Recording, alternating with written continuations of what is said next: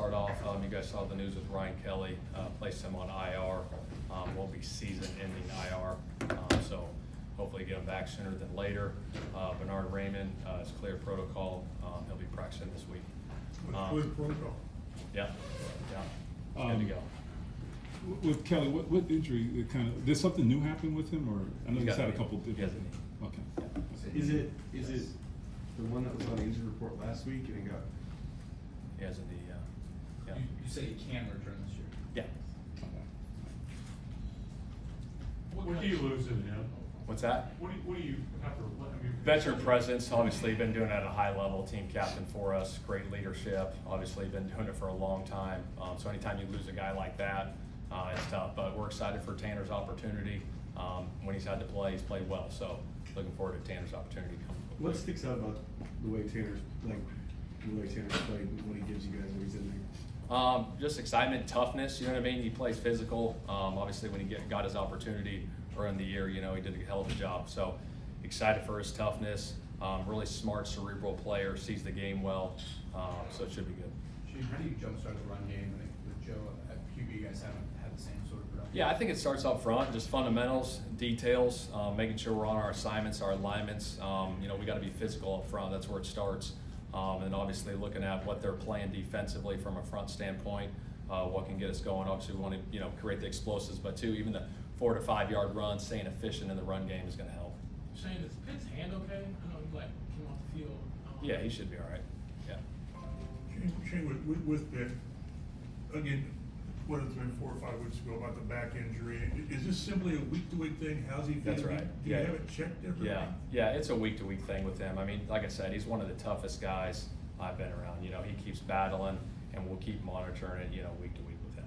You guys decreased his playing time last week. Was that due to the back?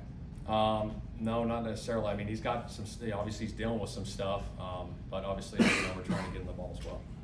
Are you just kind of following his guidance on that, or I mean? Yeah, I mean, he knows his body better than anyone. You know what I mean? So, like I said, he's battling through it. Man, he's been battling through it, showing the toughness, wants to be out there with his teammates. So we're just taking it week by week. It's not just the running game, but do you think some of the third down issues you've had comes from first and second down not getting those third and shorts? A little bit. I think we had a few, you know, third and mediums last week that we didn't convert, but we got to get back on track on third down. You know, I think we were pretty efficient there going, you know, earlier on in the season. The last 2 weeks haven't been up to our standards, so we got to get back on track.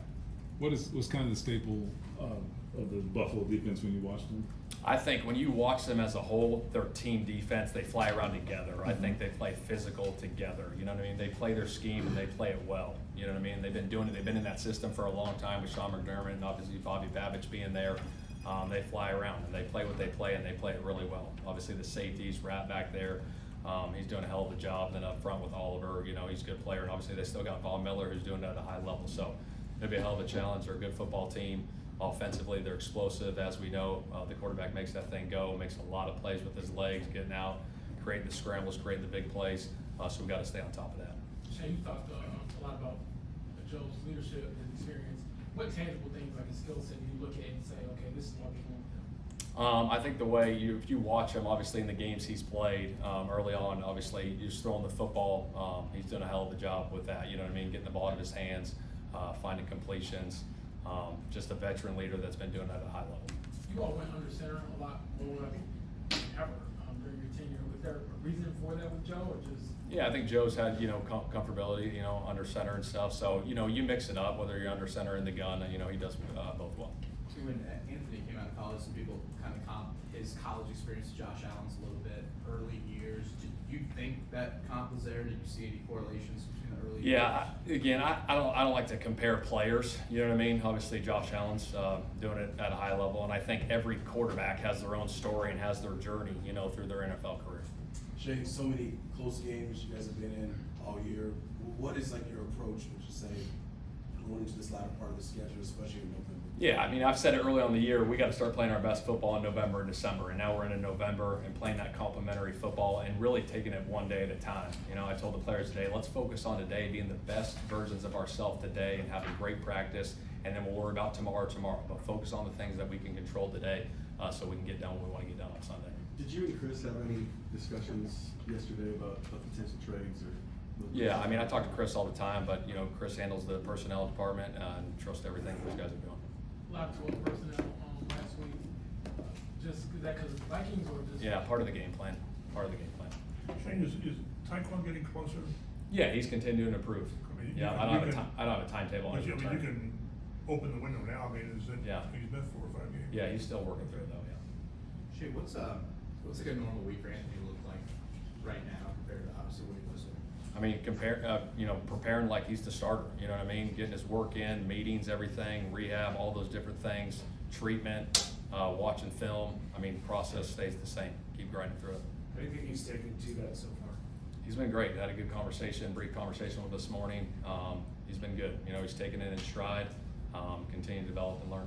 You said probably like the starter. Is the only difference just the reps in practice? That's it. I mean, obviously you don't get the reps in practice, but you still got to be ready, locked in, engaged. Obviously, walkthroughs when you're not getting the reps, taking the mental reps, and going from there. Shane, you guys, been pretty good at home, 2 straight. Your thoughts on just getting ready, being back in front of the home crowd, Yeah. taking advantage of being. No, it's great. It's great being back in front of the home crowd. I know it's going to be rocking in there. Anytime you get back at home, you get the home field advantage, which is good. And like I said, we've been playing good at home, and look forward to Sunday. Shane, Josh, I mean, we talk about separation a lot. How do you see him just improve that area of it this year?